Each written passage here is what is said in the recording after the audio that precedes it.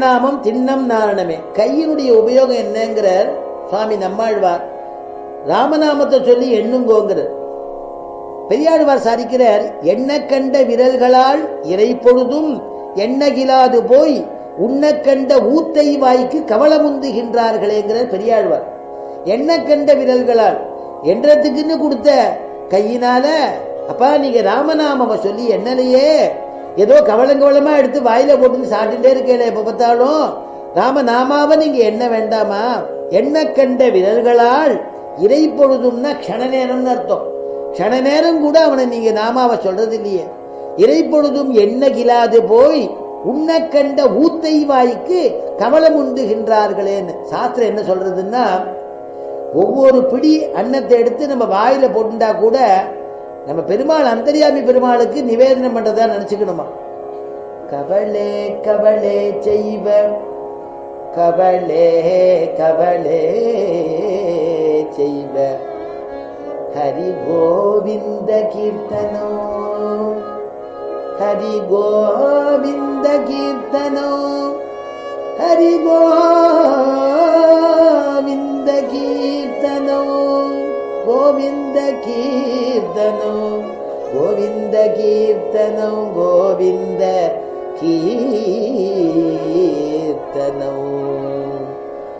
அப்படி அப்படி விரல காமிச்சார் இல்லையா சுவாமி நம்மாழ்வாராகட்டும் பெரியாழ்வாராகட்டும், அப்படி காண்பிச்சார்.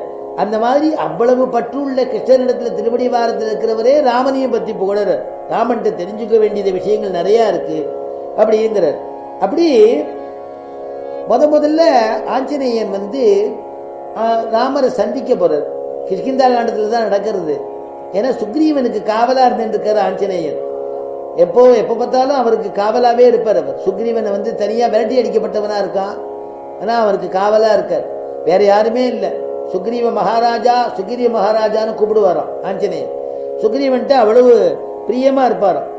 அப்படி இருக்கும் பொழுது ஒரு சமய தலைமறைவா இருக்கும் பொழுது பம்பா நதி தீரத்துல ராமலட்சுமணால் 2 பேரும் சீதையை தேடிண்டு வரா. இருக்கக்கூடிய மார்க்கத்துல சார்கம் இருக்கு, தனுஷ் இருக்கு, 2 பேர் கையிலையும் வில்லு இருக்கு, அம்பு இருக்கு, அம்புரா துணியில அம்புகள்லாம் இருக்கு.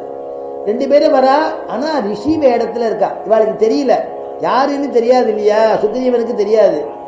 சுக்ரீவன் என்ன பயப்படுறான்னா, அட வாலி வேற யாரையோ 2 பேரை அமிச்சுட்டா என்ன அடிச்சு உதைக்கிறதுக்கு, ஹனுமன்னு நீர் போய் பார்த்து விசாரிச்சுட்டு வரும் அப்படின்னு அனுப்புறான். ஹனுமான அனுப்புற போறதுக்கு பயப்படுறா. சுக்ரீவன் பயப்படுறா. குகையில உட்கார்ந்து ஒழிஞ்சுட்டு இருக்கான். உடனே இவா என்ன பண்றான், ஆஞ்சநேயன் போய் நான் விசாரிச்சுட்டு வரேன். தூரக்கேந்து பார்த்த உடனே ஆஞ்சநேயன் சொல்லிட்டார். பார்க்கிறார், சாமுத்திரிகா லட்சணம் எல்லாம் ஆஞ்சநேயனுக்கு தெரியுமா. ஆஞ்சநேயன் சொன்னார், இவருடைய சாமுத்திரிகா லட்சணத்தை பார்த்தா நிச்சயமா நமக்கு விரோதி இல்லைன்னு தோன்றது. முதல்ல நமக்கு ஆப்தாள்னு தோன்றது, நமக்கு உபகாரம் பண்றதுக்காக வந்திருக்காளோன்னு தோன்றது.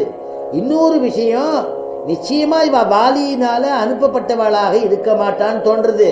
இருந்தாலும் நீங்க மகாராஜா, நீங்க நியமனம் பண்ணிவிட்டேள், நீங்க ஆணை இட்டுட்டேள், நான் போய் பார்த்துட்டு வரேன் அப்படின்னு இங்கேருந்து கிளம்பினாராம். ஆஞ்சநேயன் கிளம்புறான். கிளம்பும் பொழுது அவர் சொல்றார், சுக்ரீவன் சொல்றார், அப்படியே போகாதப்பா, இந்த ரூபத்துல போகாத, மாற்று ரூபத்துல போங்கிற. உடனே சரி நான் போயிடுறேன், மாற்று ரூபத்துல மாத்திட்டு போறேன்னு உடனே ரூபத்தை மாத்திக்கிறார் ஆஞ்சநேயர்.